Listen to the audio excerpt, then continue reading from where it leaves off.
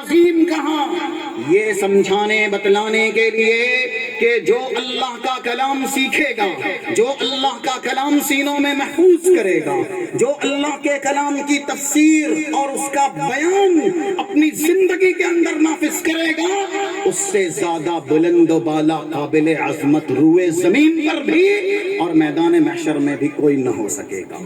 یہ ہے قرآن کریم کا عظیم ہونا۔ اور اسی طریقے سے آپ دیکھیں رب العالمین کا ایک نام ہے علی، جس کا معنی ہے بہت بلند و بالا، بہت اونچا، اور اللہ نے یہ نام کلام مجید کے اندر بیان بھی کیا ہے، جیسا کہ 12 نمبر کی سورہ مومن کی ایک آیت ہے، ذَلِكُمْ بِأَنَّهُ إِذَا دُعِيَ اللَّهُ وَحْدَهُ كَفَرْتُمْ وَإِن يُشْرَكْ بِهِ تُؤْمِنُوا فَالْحُكْمُ لِلَّهِ الْعَلِيِّ الْكَبِيرِ۔ یہاں پر اللہ نے اپنا ایک نام علی بیان کیا ہے۔ اور اسی طریقے سے سورہ حج کی آیت نمبر چاہے 63 ہو، سورہ لقمان کی آیت نمبر 30 ہو، وہاں پر بھی یہ نام بولا گیا، ذَلِكَ بِأَنَّ اللَّهَ هُوَ الْحَقُّ وَأَنَّ مَا يَدْعُونَ مِن دُونِهِ هُوَ الْبَاطِلُ وَأَنَّ اللَّهَ هُوَ الْعَلِيُّ الْكَبِيرُ۔ تو رب العالمین کا نام علی ہے، اور علی کا معنی ہوتا ہے بہت بلند و بالا۔ قرآن کریم کو بھی اللہ نے اس نام سے تعبیر کیا ہے۔ سورہ زخرف کی آیت نمبر 4 دلالت کرتی ہے، وَإِنَّهُ فِي أُمِّ الْكِتَابِ لَدَيْنَا لَعَلِيٌّ حَكِيمٌ۔ ہمارے یہاں سب سے اونچائی پر لوح محفوظ ہے، وہاں یہ کتاب مقدس من وعن جو روئے زمین پر اتاری گئی ہے، بہت بلند طریقے سے اور حکمت کے پیرائے میں محفوظ ہے۔ قرآن کریم کو بھی علی کہا گیا، اور اللہ کا نام بھی علی ہے، یہ سمجھانے اور بتانے کے لیے کہ جو اس قرآن کریم کا علم حاصل کرے گا، زندگی کے اندر اسے مشعل راہ بنائے گا، دنیا کے اندر بھی وہ بہت بلند ہوگا، اور پھر میدان محشر کے اندر بھی اسے بہت زیادہ بلندی دی جائے گی۔ اسی طریقے سے قرآن کریم کی عظمت، قرآن کریم کی چند صفات ہیں، اس سے ظاہر ہوتی ہیں۔ دیکھیے، ایک صفت قرآن کریم کی بہت جگہ بیان ہوئی جو کہ ہدایت والی ہے۔ ہم قرآن کریم شروع کریں تو ہمیں اس طرح کی آیت ملتی ہے، سورہ بقرہ کی آیت نمبر 2، ہدی للمتقین۔ یہ کلام مقدس جس کے منظم من اللہ ہونے میں کوئی شک نہیں ہے، یہ اہل تقوی کے لیے بہت بڑی ہدایت کا سامان ہے۔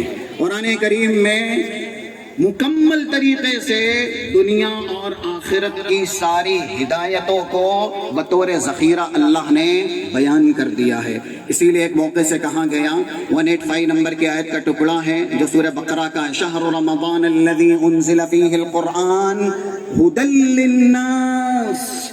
رمضان کریم کے اندر یا رمضان مبارک کے اندر جو قرآن نازل کیا گیا، اس کی ایک صفت ہے کہ یہ سارے لوگوں کے لیے ہدایت کا باعث ہے۔ اور سورہ اسراء کی آیت نمبر 9-10 میں یہاں تک کہا گیا، ان ھذا القرآن یہدی للتی ہی اقوم ویبشر المؤمنین الذین یعملون الصالحات ان لہم اجرا کبیرا۔ یہ کلام مجید ہدایت حاصل کرنے کا سب سے مضبوط ترین ذریعہ ہے۔ اگر کوئی چاہتا ہے کہ وہ زندگی بھر صراط مستقیم کا راہی بنا رہے، زندگی بھر ہدایت پر مستقیم رہے، تو اسے کتاب مقدس کو پڑھنا ہوگا، سمجھنا ہوگا، اس کے مطابق عمل کرنا ہوگا۔ تھوڑی دیر کے لیے یہاں پر آپ یہ سمجھیے ہدایت کیا ہے، ہدایت سے ملنا کیا ہے۔ ہدایت وہ ہے جس کی دعا رسول اللہ زیادہ تر کرتے تھے۔ اسی وجہ سے صحیح مسلم میں اس طرح کی حدیث آئی ہے، جیسا کہ 2720 نمبر کی، اللہم انی اسألک الہدی والتقی والعفاف والغنی۔ رسول اللہ کو بھی جنت میں جانے کے لیے بار بار اللہ سے یہ سوال کرنا پڑا کہ اللہ میں تجھ سے ہدایت پر ثبات، ہدایت پر ثابت قدمی کا سوال کرتا ہوں، کیونکہ ہدایت کا مل جانا جہاں بڑی نعمت ہے، وہاں پر ہدایت کی نعمت کو زندگی بھر سلامت لے جانا اس سے بھی بڑی توفیق ہے۔ ہم اور آپ ہدایت دیے گئے ہیں، اللہ کا بہت بڑا احسان ہے، لیکن یہی ہدایت ہماری زندگی کے آخری لمحے تک باقی رہے تو ہمیں قرآن کریم کو اپنی زندگی کے لیے امام بنانا ہوگا، کیونکہ قرآن ہی وہ ہے جو سرچشمہ ہدایت ہے، جہاں ہدایت نکلتی ہے، یہ منبع ہے، یہ مصدر ہے، یہ ہدایت کا سمندر ہے۔ اگر قرآن کریم کوئی پڑھتا ہے، سمجھتا ہے، اس کے مطابق عمل کرتا ہے تو پھر وہ کون ہے؟ دیکھیے رسول اکرم صلی اللہ علیہ وسلم کی یہ حدیث ہے، جیسا کہ سلسلے صحیحہ میں 555 نمبر سے اس کو ذکر کیا گیا، اور ایسے ہی کچھ قدرے مختلف الفاظ ہیں اس کے جو صحیح الترغیب کے اندر ہے 2868 نمبر سے۔ پہلے جو حدیث کا ریفرنس دیا گیا اس میں یہ ہے، حضرت ابو ذر کہتے ہیں اوصانی رسول اللہ صلی اللہ علیہ وسلم، رسول اللہ نے مجھے چند اسلامی افعال کی یا اسلامی تعلیمات کی تاکیدی وصیت کی، یہ رسول کی وصیت ہے، جس میں سے وصیت ایک یہ تھی علیک بتلاوت القرآن، اے ابو ذر اپنی زندگی میں قرآن کریم کی تلاوت کو لازم کر لو، فائدہ کیا ہوگا؟ فَإِنَّهُ رُوحُكَ فِي السَّمَاءِ، اگر آسمان میں ہمیشہ کی زندگی چاہتے ہو، جنت الفردوس چاہتے ہو تو یہی قرآن تمہیں دلائے گا۔ کیوں کہ قرآن کریم کی تلاوت کرنا، سمجھنا، اس کے مطابق عمل کرنا، یہ ہمیشہ کی زندگی کی ضمانت ہے۔ وَذِكْرٌ لَكَ فِي الْأَرْضِ، اور اگر قرآن کریم کو سمجھا، پڑھا، اس کے مطابق عمل کیا تو زمین والوں کے مابین اگرچہ دنیا سے رخصت ہو بھی گئے تو زندہ جاوید بنا دیے جاؤ گے۔ آج ہمارے نزدیک صحابہ زندہ ہیں، صحابہ میں بالخصوص جو قرآن کے بڑے ائمہ شمار کیے گئے، حضرت عبداللہ ابن عباس ہو، حضرت عبداللہ ابن مسعود ہو، اسی طریقے سے ابی بن کعب ہو، مولا سالم ہو، یہ سب ہماری زبان پر اس لیے زندہ ہیں کیونکہ قرآن کریم نے ان کو زندہ جاوید بنا رکھا ہے۔ یہ ہدایت کا سرچشمہ، اگر ہم نے اس کی ہدایت حاصل کر لی، اور رسول اللہ صلی اللہ علیہ وسلم جب دنیا سے رخصت ہو رہے تھے تب کچھ آپ کے آخری کلمات تھے، جیسا کہ حدیث کی مختلف کتابوں کے اندر اس کو جگہ دی گئی۔ صحیح مسلم میں ایک بڑی حدیث ہے جہاں حضرت علی بن ابی طالب کا مقام یا ان کی فضیلت بیان ہوئی ہے 2408 نمبر سے۔ رسول اللہ صلی اللہ علیہ وسلم ارشاد فرماتے ہیں انی تارک فیکم ثقلین، اے لوگو میں اپنے بعد تمہارے لیے دو بھاری بھرکم چیزیں چھوڑ کے جا رہا ہوں، احدہما کتاب اللہ، جس میں سے ایک اللہ کی کتاب ہے۔ آپ آگے ارشاد فرماتے ہیں فیہ الہدی والنور، اسی کتاب مقدس میں اہل ایمان کی ہدایت کا راز پنہا ہے۔ جو اس کتاب مقدس کو پڑھیں گے، سمجھیں گے، زندگی کے لیے حرز جاں بنائیں گے، وہ ہمیشہ ہدایت پر باقی رکھے جائیں گے۔ پھر آپ ارشاد فرماتے ہیں لوگوں سے فاستمسکوا، لوگوں قرآن کریم کو ویسے مضبوطی سے پکڑنا جیسے دانتوں سے کوئی چیز پکڑی جاتی ہے۔ کیوں قرآن کریم کو مضبوطی سے پکڑنے کی تلقین کیوں ہے، تاکید کیوں ہے؟ یہ دوسری حدیث کے اندر بیان ہوا۔ صحیح الترغیب کی ایک روایت ہے 38 نمبر کی، رسول اللہ نے صحابہ سے پہلے پوچھا الیس تشہدون ان لا الہ الا اللہ وانی رسول اللہ، فقلنا بلی یا رسول اللہ۔ صحابہ سے کہا کیا تم اس بات کی گواہی نہیں دیتے اللہ کے علاوہ کوئی قابل عبادت نہیں اور میں رسول اللہ ہوں؟ تو صحابہ کہتے ہیں بالکل۔ تو کہا ابشروا، اب بشارت سنو، ان ھذا القرآن سبب ترفه بید اللہ وترفه بایدیکم، یہ قرآن کریم حبل اللہ ہے۔ اسی وجہ سے سلسلے صحیحہ میں 2024 نمبر سے ایک حدیث نقل کی گئی۔ آج یہ دعائیں کیوں زبان سے نکل کر کے صرف ہوا میں رہ جاتی ہے؟ اللہ کے یہاں دستک کیوں نہیں دیتی؟ قبولیت کی شکل اختیار کیوں نہیں کرتی؟ ہم نے اپنے زوال کے انہدام کے لیے، اپنی وقت اور حیثیت کو دوبارہ پانے کے لیے بہت سی دعائیں کی ہیں، یہاں تک کہ مقدس ترین مقامات پر بھی اہل ایمان کی رفعت اور بلندی کے لیے دعائیں کی جاتی ہے۔ لیکن یہ دعائیں صرف ہواؤں کی زینت کیوں بنتی ہیں؟ آسمان پر عرش پر دستک کیوں نہیں دیتی؟ رسول اللہ کہتے ہیں اگر اپنی دعاؤں کا سلسلہ عرش تک پہنچانا چاہتے ہو تو پھر یہ کتاب اللہ کی اتباع کرو، اطاعت کرو۔ کیوں بھائی؟ هو حبل اللہ المتین من الارض الى السماء، اللہ تک ڈائریکٹ اگر اپنا پیغام پہنچانا چاہتے ہو، اللہ کی مدد نصرت حاصل کرنا چاہتے ہو، اپنا رشتہ اللہ سے ڈائریکٹ استوار کرنا چاہتے ہو، کتاب اللہ کو سہارا بناؤ، کتاب اللہ کو ذریعہ بناؤ، کیونکہ یہ وہ رسی ہے جس کی لمبائی زمین سے لے کر کے عرش تک ہے۔ اسی لیے رسول اللہ نے ارشاد فرمایا کہ یہ کتاب اللہ جس کا ایک سرا ظاہر ہے، ہم اور آپ کے ہاتھ میں بھی مقدس کلام ہے جو لوح محفوظ سے آسمان دنیا سے زمین پر اتارا گیا، لیکن ایک اس کا اصل اللہ کے پاس موجود ہے۔ آپ آگے ارشاد فرماتے ہیں وَلَن تَهْلِكُوا وَلَن تَضِلُّوا إِنْ اعْتَصَمْتُمْ بِهِ، کبھی نہ ہلاک کیے جاؤ گے، کبھی نہ گمراہ کیے جاؤ گے۔ آج کیوں ہم گمراہ ہیں؟ کیونکہ ہم نے مسئلے مسائل یہاں سے لیے وہاں سے لیے، بڑا ان کو مانا ان کو مانا۔ جو اختلافی مسائل میں ثالث ہے، حاکم الہی ہے، ہم نے اسے ثالث کا درجہ، فیصل کا درجہ نہیں دیا۔ قرآن کریم میں رب العالمین کہتا ہے، 82 نمبر کی آیت کریمہ ہے جو کہ سورہ نساء کی افلا يتدبرون القرآن ولو كان من عند غیر اللہ لوجدوا فیہ اختلافا کثیرا۔ قرآن کریم میں اختلاف کیسے ہو سکتا ہے؟ قرآن کریم تو اختلاف کو مٹانے والا ہے۔ ہم نے ہمارے آپسی اختلافات قرآن کریم سے حل نہیں کیے، جس کی وجہ سے ہم متحد ہوتے ہوئے رب ایک ہے، نبی ایک ہے، قبلہ ایک ہے، مرنے کے بعد جہاں جانا ہے وہ محشر بھی ایک ہے، ہمارے باپ بھی ایک ہیں، ہمارے لیے جو کتاب نازل کی گئی وہ بھی ایک ہے۔ 2700 سلسلہ صحیحہ میں اس طرح کی بشارت ہے، یا اس طرح کی رسول اللہ صلی اللہ علیہ وسلم کی طرف سے دی گئی خبریں ہیں، یا ایھا الناس ان ربکم واحد وان اباکم واحد، تمہارا باپ ایک، تمہارا رب ایک، سب کچھ ہمارا ایک ہے، کیونکہ ہم ایک قوم ہیں۔ لیکن آج سب سے زیادہ انتشار، سب سے زیادہ اختلاف، سب سے زیادہ افتراق ہم میں ہی موجود ہے۔ اسی لیے کسی کہنے والے نے کہا متحد ہو تو بدل ڈالو نظام گلشن، منتشر ہو تو مرو شور کیوں مچاتے ہو؟ تم سید بھی ہو، مرزا بھی ہو، افغاں بھی ہو، تم سبھی کچھ ہو، بتاؤ تو صحیح مسلمان بھی ہو؟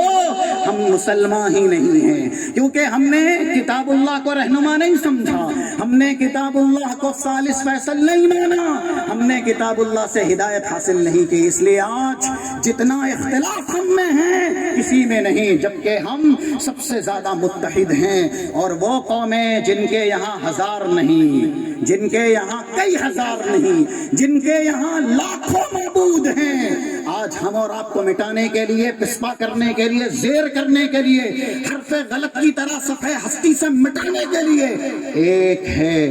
جب ہم انتشار کے شکار ہوں گے، فرقہ بندی کے شکار ہوں گے، اعداء اسلام ایک ہو جائیں گے، اور یہ اللہ کا عذاب ہی ہے۔ اسی وجہ سے وہ ایک ہے جن کا معبود ایک نہیں ہے، لیکن وہ منتشر ہے جن کا معبود برحق ایک ہے۔ تو رسول اللہ کہہ کر کے گئے قرآن کا ایک حصہ تمہارے پاس ہے، مضبوطی سے تھامنا، اگر مضبوطی سے پکڑے رہو گے تو پھر نہ ہلاک کیے جاؤ گے۔ آج دیکھیے گاجر مولی کی طرح ذبح کون کیا جاتا ہے؟ کون ہے جسے سب سے زیادہ دنیا سے مٹایا جاتا ہے؟ وہ ہم ہیں، کیونکہ ہم نے قرآن کریم کو فیصل یا قرآن کریم کا ادب، احترام، قرآن کریم کی تعظیم نہیں کی ہے۔ اس لیے اللہ کے بندو، قرآن کریم کی ہدایت کا بڑا فائدہ یہ ہے، اگر اس سے ہدایت حاصل کرتے رہے تو پھر یہ ہدایت جنت میں لے کر کے جائے گی۔ بغیر ہدایت کے کسی کو جنت نہیں مل سکتی، چاہے وہ ابن رسول کیوں نہ ہو، چاہے وہ زوجہ رسول کیوں نہ ہو، چاہے وہ آباء رسول کیوں نہ ہو، یا پھر عم رسول کیوں نہ ہو۔ جب تک کہ انسان کے پاس ہدایت اسلام کی دولت نہیں ہے وہ جنت کی خوشبو نہیں سونگھ سکتا. یہ دلائل ہیں. اسی لیے جنتی جنت میں جانے کے بعد ایک اعلان کریں گے جو سورہ اعراف کی آیت نمبر 43 میں اللہ نے بیان کیا. وقالوا الحمد للہ الذی ہدانا لہذا وما كنا لنهتدی لولا ان ہدانا اللہ. اللہ جنت میں اس لیے آئے، جنت کی نعمتوں سے ہمکنار اس لیے کیے گئے کیونکہ تو نے ہدایت دی تھی. اگر تو ہدایت نہ دیتا تو ہم جنت میں کبھی نہ آ سکتے. ابھی ہم نے سنا ہدایت کہاں سے ملتی ہے، ہدایت کا سرچشمہ کون ہے، ہدایت کا منبع مصدر کیا ہے؟ وہ ہے کتاب اللہ. یہ کتاب اللہ کی عظمت ہے. اسی طریقے سے قرآن کریم کا ایک وصف قرآن کریم ہی میں کئی جگہ پر اللہ نے ذکر سے بیان کیا ہے. آپ احادیث پڑھیے، آپ کو پتا چلے گا. سب سے زیادہ اگر کسی عبادت کی فضیلت ہو سکتی ہے تو وہ ہے اللہ کا ذکر.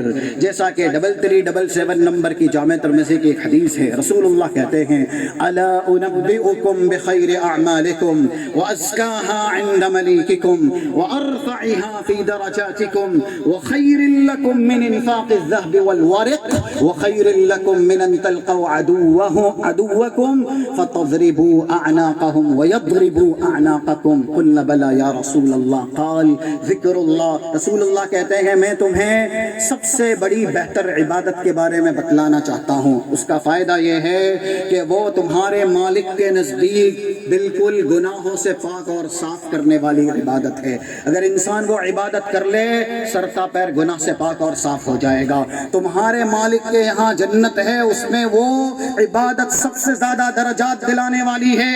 اس سے بھی بہتر کہ تم اللہ کی راہ میں سونا اور چاندی خرچ کرو.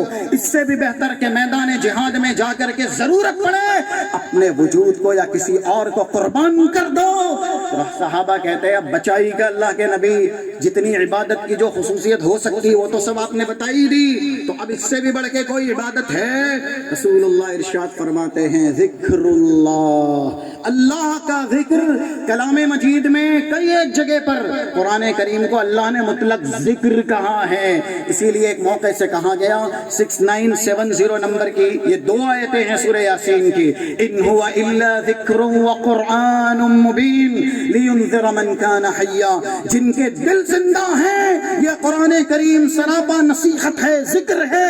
اس سے ان کے دلوں کو ان سے اس کتاب سے ان کے دلوں کو منور کیجئے. اس کتاب سے ان کے دلوں پر نصیحت کی برکھاں برسائیے، وہ ضرور نصیحت حاصل کریں گے. یہ آیت بتلاتی ہے کہ قرآن کریم کو ذکر کہا گیا. اور اسی طریقے سے جہاں قرآن کریم کو بطور معجزہ بیان کیا گیا اللہ نے کہا جیسا کہ سورہ حجر کی آیت نمبر 9 انا نحن نزلنا الذکر وانا له لحافظون. ہم نے ہی یہ ذکر نازل کیا ہے، یعنی قرآن کریم ہم ہی اس کی حفاظت کرنے والے ہیں. اور قرآن کریم میں ایک اشارہ ہے جہاں پر یہ بتلایا گیا کہ اللہ کے ذکر بہت ہیں، یعنی شریعت اسلامیہ میں بہت سی ایسی تعلیم ہیں جن کو اللہ کا ذکر کا نام دیا گیا، لیکن ان میں سے سب سے بڑا علم جسے اللہ کا ذکر سب سے بڑا کہا گیا وہ کون سا ہے؟ 45 نمبر کی سورہ عنکبوت کی آیت اتل ما اوحی الیک من الکتاب واقم الصلاة ان الصلاة تنہا عن الفحشاء والمنکر ولذکر اللہ اکبر. یہاں پر رسول اللہ کو حکم ہے کہ آپ قرآن کی تلاوت کیجئے.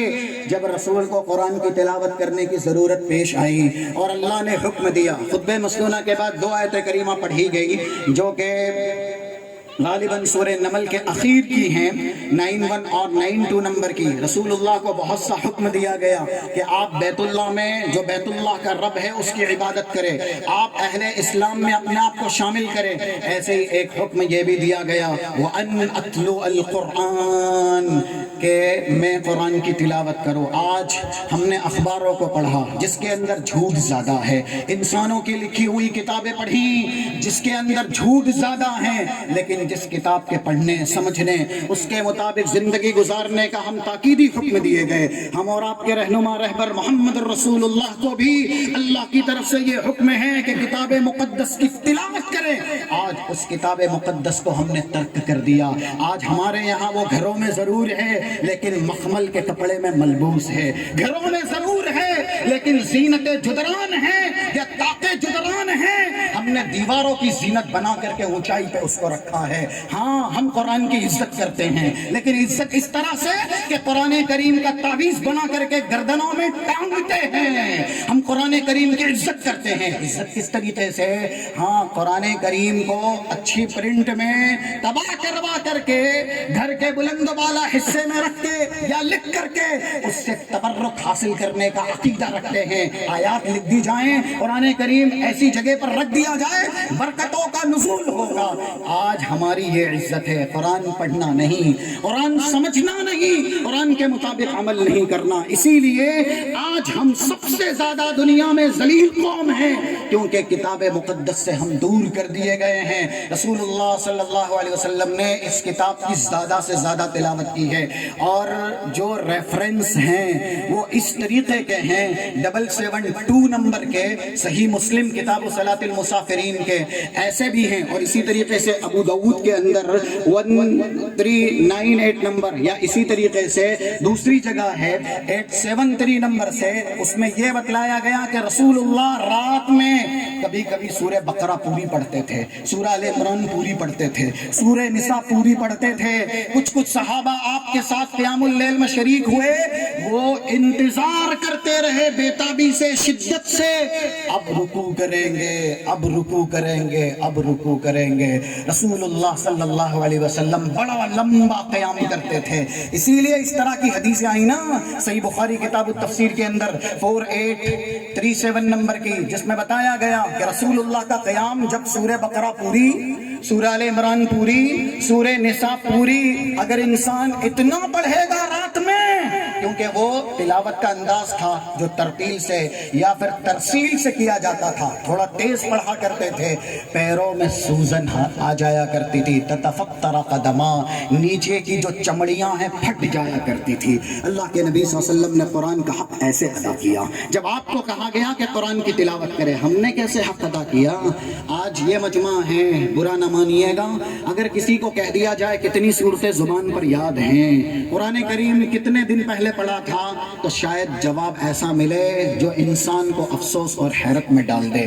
ہم نے اس کتاب کو صرف اور صرف گھروں کی زینت بنا کر کے رکھا ہے. اس کتاب سے ہم نے فائدہ حاصل نہیں کیا، جبکہ اس کتاب کی عظمت یہ ہے اگر کوئی اللہ کا سب سے زیادہ ذکر کرنا چاہتا ہے، ذاکرین کے سب سے بڑے منصب پر فائز ہونا چاہتا ہے، تو قرآن بتلا رہا ہے وَلَذِكْرُ اللَّهِ أَكْبَرُ. یہاں دو چیزوں کو سب سے بڑا ذکر کہا گیا اللہ کا. پہلی قرآن کی تلاوت، دوسری اقامت صلاح، نماز کا اہتمام.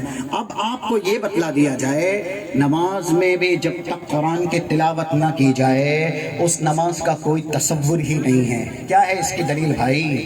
کہ نماز تلاوت قرآن سے ہی ہے. اگر تلاوت قرآن کو نماز سے نکال دیا جائے تو نماز کا تصور نہیں ہے. دلیل سنیے. پہلی بات، قرآن کریم میں اللہ نے نماز کو قرآن سے تعبیر کیا، جیسا کہ سورہ مزمل کی آیت نمبر 20 کا ایک ٹکڑا ہے.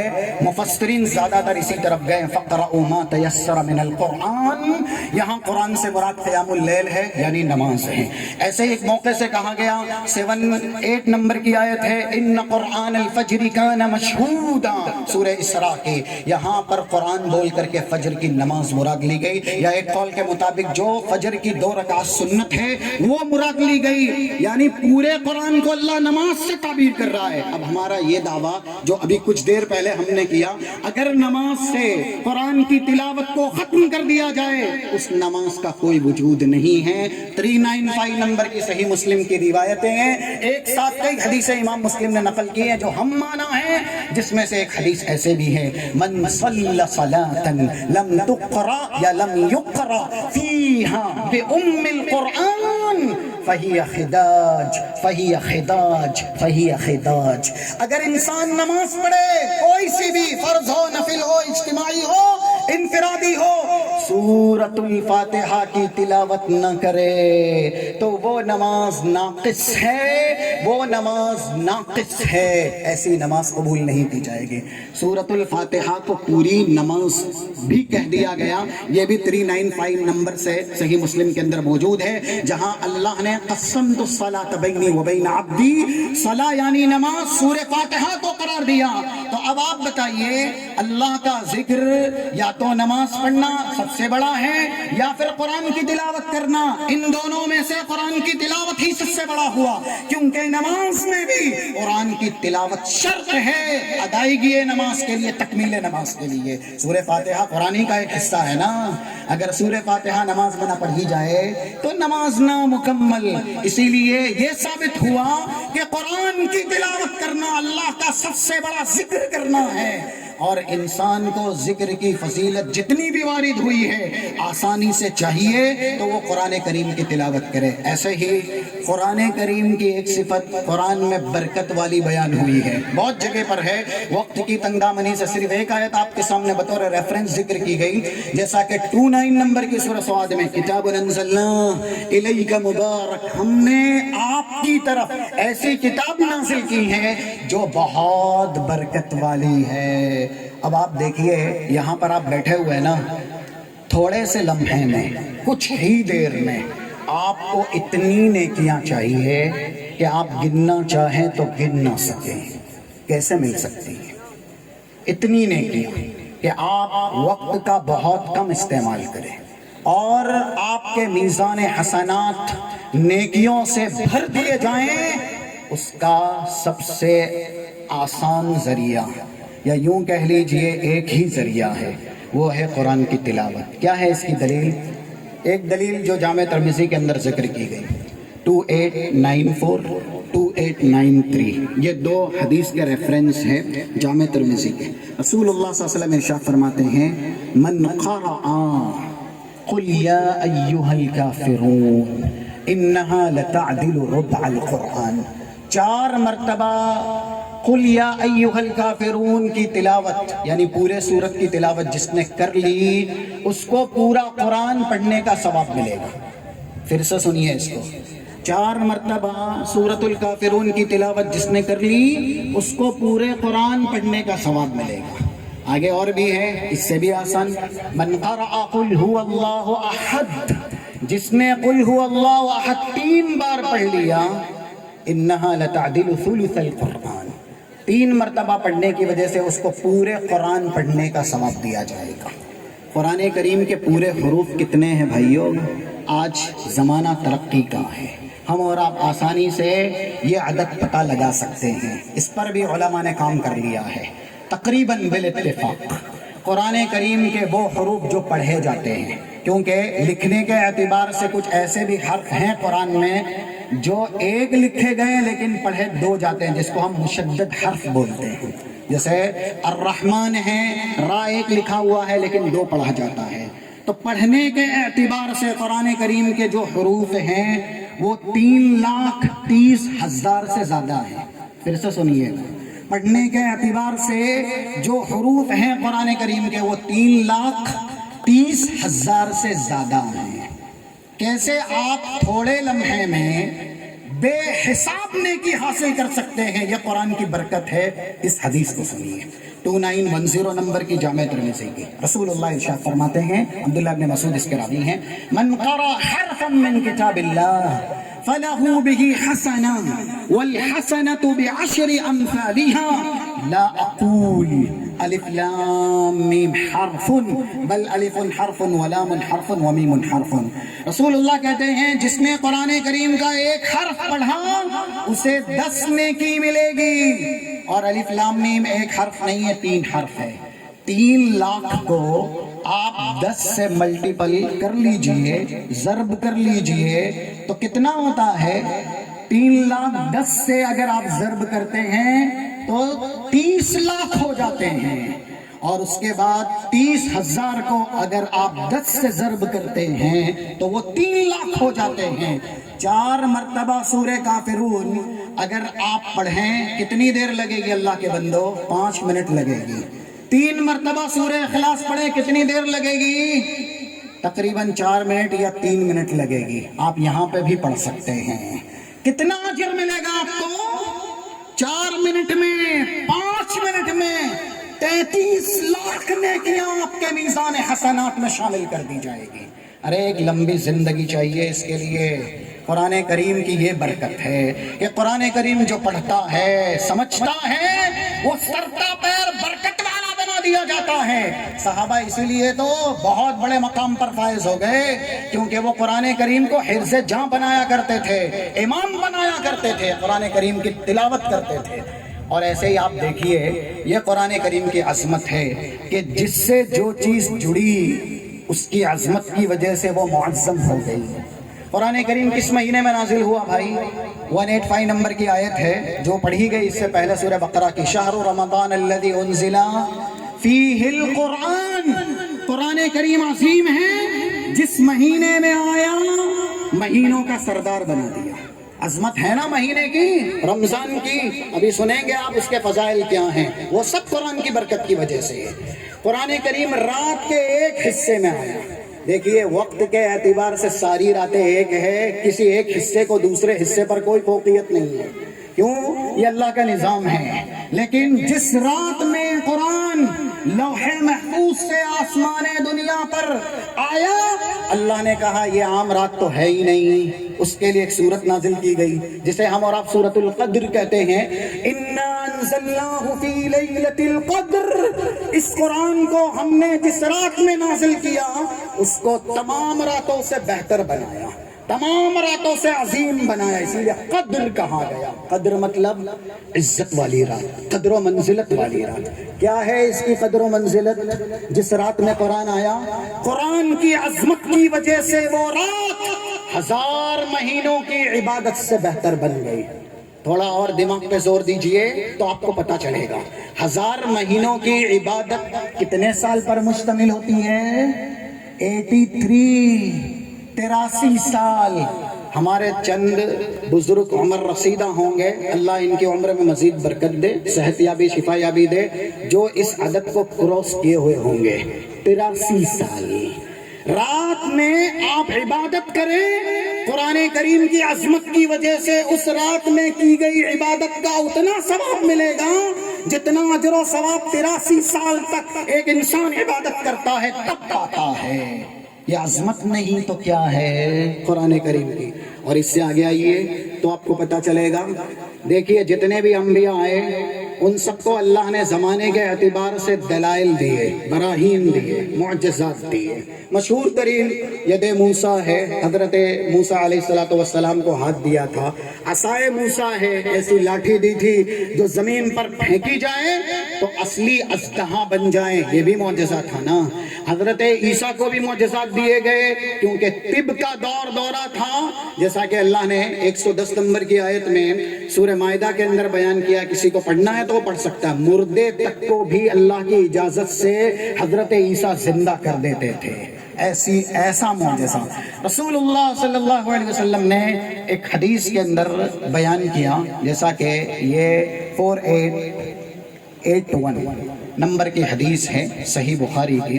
اللہ کے نبی صلی اللہ علیہ وسلم ارشاد فرماتے ہیں ما من الانبیاء نبی الا وقد اعطی مثلہ ما آمن علیہ البشر. ہر ایک نبی کو زمانے کے اعتبار سے معجزات دیے گئے.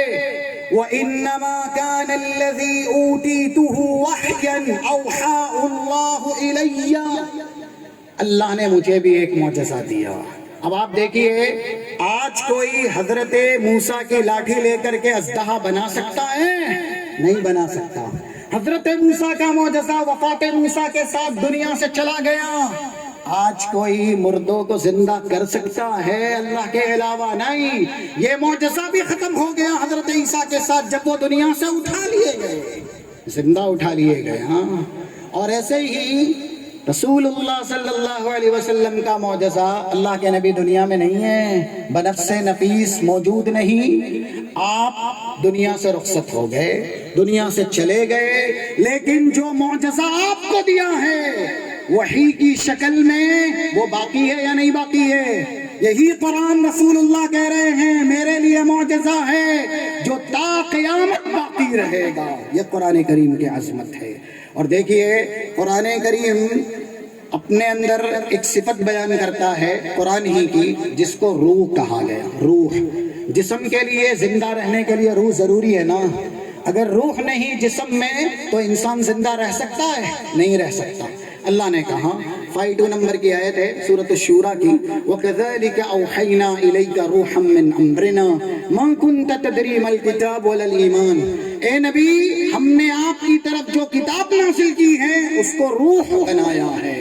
یعنی جو اسے پڑھے گا سمجھے گا وہ دنیا میں بھی زندہ جاوید بنایا جائے گا. نام کے اعتبار سے دنیا اسے یاد رکھے گی. اور جب وہ دنیا سے چلا گیا تو پھر جو ہمیشہ کا مسکن ہے، جہاں زندگی ہمیشہ ملنے والی ہے. کیسے ہمیشہ ملنے والی ہے بھائی؟ 2837 صحیح مسلم کی روایت ہے. جنتی جنت میں چلے گئے، وَيُنَادِي مُنَادٍ، ایک صدا لگانے والا ندا لگائے گا، یا اہل الجنہ ان لکم ان تشبوا فلا تحرموا ابدا. جنت میں آئے ہو ہمیشہ جوان رہو گے، بڑھاپا قریب تک نہیں آئے گا. ان لکم ان تصحوا فلا تسقموا ابدا. جنت میں آئے ہو ہمیشہ صحت یاب رہو گے، بیماری کبھی قریب نہیں آئے گی. اور ایسے ہی ان لکم ان تنعموا فلا تیأسوا یا فلا تبعثوا ابدا. جنت میں آئے ہو ہمیشہ نعمتوں سے مالا مال رہو گے، کبھی بھی مایوسی قریب نہیں آئے گی. اور آخر میں ایک اعلان یہ ہوگا، ان لکم ان تحیوا فلا تموتوا ابدا. جنت میں آئے ہو زندہ جاوید رکھو، زندہ جاوید رکھے جاؤ گے، ہمیشہ رہو گے. موت جنت میں آنے والی نہیں ہے. اب ایک انسان کو یہ سب کچھ چاہیے جو یہاں بیان ہوا ہے، یہ دنیا میں نہیں ملے گا. اللہ کے بندو، نہ جوانی ہمیشہ ملے گی، نہ ہی صحت ہمیشہ کی ملے گی، نہ نعمتیں ہمیشہ کی ملے گی، نہ زندگی ہمیشہ کی ملے گی. اگر یہ سب کچھ چاہیے تو دنیا میں مت تلاش ہو. دنیا میں تلاشو گے تو صرف تحصیل حاصل نتیجہ ملے گا، کچھ ہاتھ نہ لگے گا. اگر یہ سب کچھ چاہیے تو جنت کی تیاری کرو. اور یہ سب ملے گا کب؟ جب کتاب اللہ پڑھو گے، کتاب اللہ سمجھو گے. کیونکہ اللہ نے اس کی ایک صفت بیان کی کہ وہ روح ہے. کتاب اللہ جنت میں لے کے جائے گی اور ہمیشہ کی زندگی دلوائے گی، یہ اللہ کا وعدہ ہے. آئیے حدیث سن لیتے ہیں. جیسا کہ سلسلے صحیحہ میں 2019 نمبر کی رسول اللہ ارشاد فرماتے ہیں، القرآن شافع مشفع یا مشفع. قرآن سفارش کرے گا، وہاں بولے گا جہاں کوئی اپنا بول نہیں سکے گا. یہ ذہن میں رکھیے. آج ہماری طرف سے کتنے بھی بڑے گنہگار ہو جائیں نا، کہاں کہاں جانا پڑے تو وکیل بہت ہے، وکالت کر لے جاتے ہیں. قرآن کریم وہاں وکالت کرے گا جہاں انسان نہ خود کر سکے گا، نہ اس کا رشتہ دار اس کی وکالت کر سکے گا. چاہتے ہوئے کسی بڑے کو بھی وہ بلا نہ سکے گا، کتنا بھی بڑا وکیل ہو، لیکن وہاں وکالت نہیں کر سکے گا اللہ کی اجازت کے بغیر. قرآن بولے گا، قرآن سفارش کرے گا. اور ایسے ماحل مصدق یا مصدق، قرآن حجت بھی کرے گا اور اللہ اس کی حجت مانے گا. پھر رسول اللہ صلی اللہ علیہ وسلم کہتے ہیں، من جعلہ اماما قادہ الی الجنہ. جو قرآن کو امام بنائے گا، قرآن کو پیشوا بنائے گا، قرآن کریم سے ہدایت حاصل کرتا رہے گا، یہ قرآن جنت تک لے کے جائے گا. ومن ظہر خلفہ، جو قرآن کریم کو پیٹھ کے پیچھے ڈالے گا. ومن ترک خلف ظہرہ، جو قرآن کریم چھوڑے گا، پیٹھ کے پیچھے ڈالے گا. ساقہ الی النار، یہ قرآن دوزخ تک لے کے جائے گا. اسی لیے رسول اللہ صلی اللہ علیہ وسلم نے امت کو جہاں قرآن کی فضیلت بیان کی، ایک ہی جملے میں یہ بیان کر دیا. 223 نمبر کی ایک بڑی حدیث ہے صحیح مسلم کی. حضرت عائشہ کہتی ہیں، اللہ کے نبی نے ارشاد فرمایا، القرآن حجت لک او علیک. قرآن یا تو آپ کے لیے بولے گا تو آپ جنت تک لے جائے جائیں گے، جنت میں درجات بھی پائیں گے، یا پھر آپ کے خلاف بولے گا. اگر آپ کے خلاف قرآن بولا نا تو پھر کوئی بھی طاقت آپ کو دوزخ سے بچا نہیں سکتی. یہ قرآن ہی ہے جو دوزخ سے بچائے گا. اسی لیے رسول اللہ نے ایک مثال دے دی. یہ قرآن کریم کی عظمت ہے. 3562 نمبر کی سلسلہ صحیحہ میں اس مثال کو سنیے. وہ حضرات بہت زیادہ مبارکبادی کے مستحق ہیں جن کے سینے قرآن کے نور سے منور ہیں، جن کے سینے مقدس کتاب سے مزین کیے گئے ہیں اور وہ اس کی حفاظت کر لے جائیں. حافظ قرآن رسول اللہ ارشاد فرماتے ہیں، یہ مثال ہے جس کا ریفرنس ابھی دیا گیا، لو جعل القرآن فی احاب ثم القی فی النار ما احترق. اگر قرآن کو چمڑے میں لپیٹا جائے، یعنی یہ انسان کا جسم چمڑا ہی ہے نا، یہ مثال ہے، قرآن اگر اس میں ڈال دیا جائے، محفوظ کر دیا جائے اور پھر اسے آگ میں جلایا جائے، آگ جلا نہ سکے گی، آگ جلا نہ سکے گی، کیونکہ قرآن کریم اپنے پڑھنے سمجھنے والے کی سفارش کرے گا، اور جب قرآن بولے گا اللہ سفارش قبول کرے گا. اسی لیے رسول اللہ صلی اللہ علیہ وسلم تاکید کر کے گئے، 804 نمبر کی بڑی حدیث ہے صحیح مسلم کتاب صلاۃ المسافرین کی، اقرأوا القرآن فإنه يأتي يوم القیامة شفیعا لأصحابہ. لوگوں قرآن پڑھو، قرآن پڑھو گے تو قرآن اپنے پڑھنے والوں کے لیے سفارش کرے گا. دیکھیے قرآن کریم کی عظمت یہ ہے کہ یہ دنیا بھی بنتی ہے، جیسا کہ 817 نمبر کی حدیث، یہ بھی کتاب صلاۃ المسافرین صحیح مسلم کی ہے.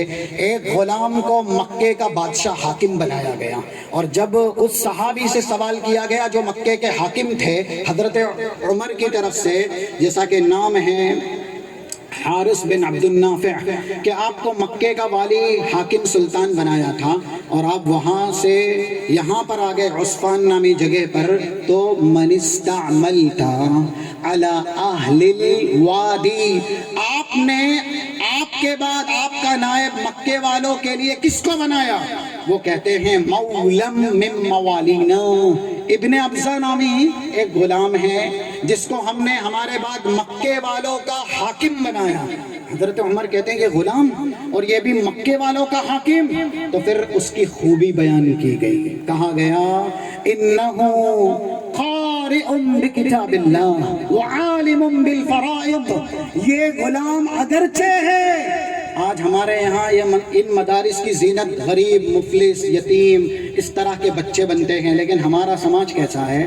ان بچوں کو جوتوں کی نوک پہ رکھتا ہے اور ان بچوں کی توہین کرتا ہے، ان بچوں کے خلاف سازشیں کرتا ہے، ان بچوں کو حقارت کی نگاہ سے دیکھتا ہے. قرآن کی نعمت جس کے پاس ہے، ہم اور آپ کو یہ پتہ ہی نہیں، کیونکہ ہم نے قرآن کی عظمت جانی کہاں ہے، ہم نے قرآن کی عظمت سمجھی کہاں ہے. وہ بچہ ضرور ہے لیکن وہ امامت کا، قیادت کا، حکومت کا مستحق ہے. اور اگر آپ کو اور مزید جاننا ہے نا تو ابو داؤد کے اندر ایک روایت ہے 587 نمبر کی، 7 یا 8 سال کے بچے تھے عمرو بن سلمہ، اپنے والد اور ان کے ہم عمر لوگوں کی امامت کراتے تھے. جسم پر پورے کپڑے بھی نہیں تھے، ابو داؤد کے اندر ہے، لیکن وہ امامت کراتے تھے. کیوں؟ ان کے پاس قرآن سب سے زیادہ تھا. 673 نمبر کی صحیح مسلم کی روایت ہے، رسول اللہ نے قاعدہ ہی بیان کر دیا، جس قوم میں امامت کی ضرورت ہو، اور یہ امامت ہم سمجھتے ہیں مسجد کی، یہی مسجد کی امامت ہی ہے جو دنیا کی امامت پر ترجیح دی جاتی ہے. اسی لیے آپ ایک حدیث جامع ترمذی کے اندر ہے 3799 نمبر کی، اس میں عبداللہ ابن مسعود کے تعلق سے یہ بات بیان کی گئی، وَمَا حَدَّثَكُمْ ابن مسعود فَصَدِّقُوا. ابن مسعود جو بولے نا اس کی تصدیق کرے. ابن مسعود ایک موقع سے بولے تھے، کب بولے تھے؟ جب لوگوں نے کہا کہ مدینے والا امام ہونا چاہیے، کسی نے کہا مکے والا امام ہونا چاہیے، صحابہ اکرام میں مہاجر میں سے خلیفہ ہوگا یا پھر انصار میں سے خلیفہ ہوگا. ابن مسعود بولے اور سب جانتے تھے کہ رسول اللہ کی حدیث ہے، جب یہ بولیں گے تو ان کی تصدیق ہونی ہے. وہ کیا بولے؟ لوگوں، جس ہستی کو رسول اللہ نے اپنی زندگی کے اندر مصلی پہ کھڑا کر دیا، دین کا امام بنا دیا، کیا ہم اسے اپنی دنیا کا امام تسلیم نہیں کر سکتے؟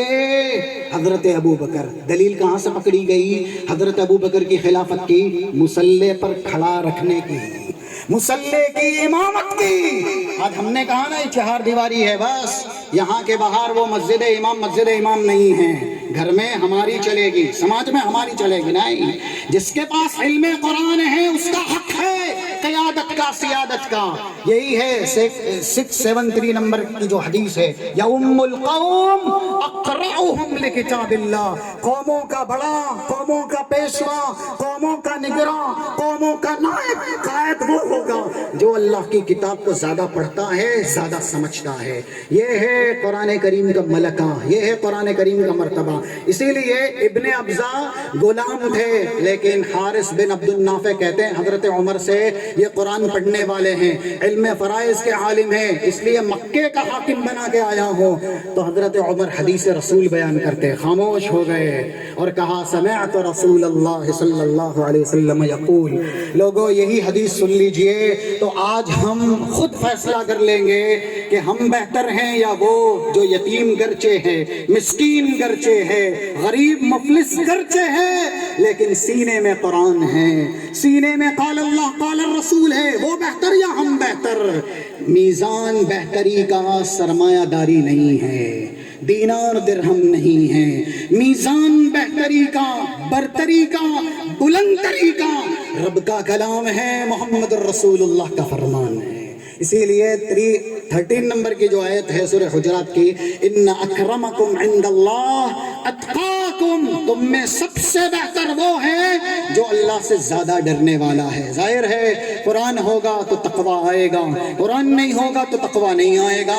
بہرحال حضرت عمر حدیث بیان کرتے ان اللہ یرفع بہذا الکتاب اقواما ویضع بہ آخرین، جو کتاب اللہ پڑھتا ہے سمجھتا ہے اس کا حق ہے کہ زمانے میں اونچائی پر فائز کیا جائے، ستاروں کی طرح بلند کیا جائے اور سریا تک پہنچایا جائے، لیکن جو قرآن نہیں پڑھتا، قرآن نہیں سمجھتا، قرآن کریم کے مطابق زندگی نہیں گزارتا، وَيَضَعُ بِهِ آخَرِينَ، وہ ذلیل کیا جائے، وہ رسوا کیا جائے، وہ حقیر بنایا جائے، سماج معاشرے کے اندر اس کی توہین کی جائے، کیونکہ اس نے رب کے کلام کی توہین کی ہے۔ تو قرآن دنیا میں بھی رفعت اور بلندی دلاتا ہے، غلاموں کو حاکم قرآن نے بنایا۔ اس کے آگے کا مرحلہ کیا ہے؟ قبر کا۔ قبر میں بھی قرآن عذاب الہی سے بچائے گا۔ قرآن کا ہی لفظ ہے اللہ کے بندو، یہ کتنی بہترین حدیث ہے، 3561 نمبر کی صحیح الترغیب کے رسول اللہ ارشاد فرماتے ہیں اذا ادخل المیت فی قبرہ، میت قبر میں داخل کی جاتی ہے اور عذاب اس کے سر کے پاس سے آنا چاہتا ہے، عذاب آ رہا ہے سر کے پاس سے، اب یہ عذاب دور کون کرے گا؟ عذاب سے بچائے گا کون؟ دفعتہ تلاوت القرآن، قرآن کی تلاوت کی گئی تو وہ تلاوت قرآن عذاب قبر سے صاحب تلاوت کو محفوظ کر رہی ہے۔ گالیاں ہم دیتے ہیں، توہین ہم کرتے ہیں، اتہام ہم لگاتے ہیں اور زبان سے سب و شتم ہم بکتے ہیں، فحش گوئی دروغ گوئی ہم کرتے ہیں، ہم اگر نہیں کرتے تو تلاوت قرآن ہی ہے۔ دیکھیے گالیاں دینے سے عذاب قبر سے نہیں بچیں گے، بلکہ عذاب قبر میں گرفتار کیے جائیں گے، اتہام تہمت لگانے سے، انگلیاں اٹھانے سے، ذلت زبان سے غیبت چگلی کرنے سے، ذلیل کرنے سے قرآن کریم عذاب قبر سے نہیں بچائے جائیں گے۔ اگر عذاب قبر سے بچنا ہے تو زبان پاک کیجئے، زبان کو متبرک بنائیے، کس طریقے سے قرآن کی تلاوت کیجئے، کیونکہ رسول اللہ کہہ کے گئے سر کے پاس سے جب عذاب آنا چاہے گا دفعتہ تلاوت القرآن، قرآن کی تلاوت اس کو ہمیشہ کے لیے بھگا دے گی یا ختم کر دے گی۔ تو قبر میں بھی قرآن کریم کی تلاوت انسان کو عذاب الہی سے بچا رہی ہے، حشر میں بھی یہی قرآن کریم انسان کو مقام رتبہ دلائے گا اور وہاں کے جو بھی ہولناکی خطرناکی ہے اس سے محفوظ اور مامون کروائے گا۔ جیسا کہ ایک حدیث ہے 2915 نمبر کی، رسول اللہ صلی اللہ علیہ وسلم ارشاد فرماتے ہیں، یہ جامع ترمذی کی ہے، یجیء القرآن، قرآن میدان محشر میں آئے گا اور اللہ سے کہے گا یا رب حلی، یہ قرآن پڑھنے والا ہے اس کی عزت کرو۔ وہ والدین خوش نصیب ہیں جو اپنے بچوں کو قرآن کی تعلیم دلاتے ہیں، اور وہ بچے بھی خوش نصیب ہیں جو قرآن کریم کی تعلیم لیتے ہیں۔ یہ قرآن میدان محشر میں سب کے سامنے اللہ سے کہے گا میری شفاعت ہے، میری سفارش ہے، تیرا وعدہ ہے کہ تو میری سفارش قبول کرے گا۔ جیسا کہ 1429 نمبر کی صحیح الترغیب کی حدیث ہے، قرآن اور روزہ جب بولیں گے تو اللہ سنے گا، اسی لیے قرآن جب بولا کہ اللہ اس کی عزت کر، اللہ عزت کرے گا، تاج رکھا جائے گا سر پہ جس کی روشنی سورج کی روشنی کی طرح ہوگی۔ پھر بھی قرآن کہے گا یا رب حلی، اللہ اسے اور عزت دی جائے تو اللہ فیلبس حلت الکرامہ، سرتا پیر بزرگی کا لباس پہنائے گا. پھر قرآن کہے گا اس پر ہی بس نہیں، اللہ اس کا اور عزت دی جائے تو اور عزت کیا ہے بھائی؟ ارضا عن فیرضا عن، اللہ تو اپنا رضوان اسے عنایت کر دے، اللہ اپنا رضوان بھی عنایت کر دے گا. اور ایک حدیث آپ کی معلومات کے لیے 2829 نمبر کی صحیح مسلم کے اندر ہے، جہاں یہ بتلایا گیا جنت میں جانے کے بعد سب سے بڑی نعمت جنتیوں کے لیے رضوان الہی، اللہ کا رضوان ہوگا. قرآن کریم میدان محشر میں ہی اپنے پڑھنے والے کو یہ پروانہ دلا دے گا کہ اللہ تو اپنا رضوان اسے عنایت کر دے. پھر قرآن اور بھی بولے گا اس کو تو جو ملنا ہے ملا، اس کے والدین کو بلایا جائے، والدین کو بلایا جائے گا، ان کے سر پہ بھی تاج رکھا جائے گا. 1434 صحیح ترغیب کی روایت، ان کو بھی سرتا پیر بزرگی کا لباس پہنایا جائے گا. وَيُكْسَى حُلَّةً لَا تَقُومْ لَهُمَا فِي الدُّنْيَا، ایسا لباس شرافت اور کرامت کا جس کی قیمت پوری دنیا بیچ کے بھی لگائی جائے، پوری دنیا فروخت کر کے لگائی جائے تو وہ لباس کی قیمت نہیں ہو سکتی. والدین کہیں گے اللہ سے اللہ ہماری عزت کیوں؟ جواب دیا جائے گا بِأَخْذِ وَلَدِكُمُ الْقُرْآنَ، آپ نے اپنے بچوں کو قرآن پڑھایا اس لیے آج آپ کی اتنی توقیر تعظیم کی گئی. جن والدین کا یہ خواب ہے انجینئر بنے یا ایسے ہی ایڈوکیٹ بنے اور یہ بنے وہ بنے، آپ اپنے بچوں کو دنیاوی تعلیم دلائیے، ہم منع نہیں کرتے، لیکن دین سے بیزار کر کے، دین کے علم سے جدا کر کے آپ اپنے بچوں کو دنیا کی ڈگریاں دلا دینا تو آج کل دیکھا گیا، سنا گیا، پڑھا گیا وہ بچے جن کے پیچھے والدین نے پوری زندگی اور اس کا سرمایہ لگا دیا، دنیا میں بڑے سے بڑے مقام پہ پہنچا دیا، والدین دنیا سے چلے گئے. اب ان کو ضرورت ہے دعائے مغفرت کی. یہ بچہ جس کے لیے والدین نے خون پسینہ بھی بہایا، سرمایہ بھی بہایا، دنیا کا بڑا کامیاب منصب بھی دلایا، جنازے میں شامل ہو کر کے کیا پڑھے نہیں معلوم اس کو نماز جنازہ میں پڑھنے والی دعا نہیں آتی.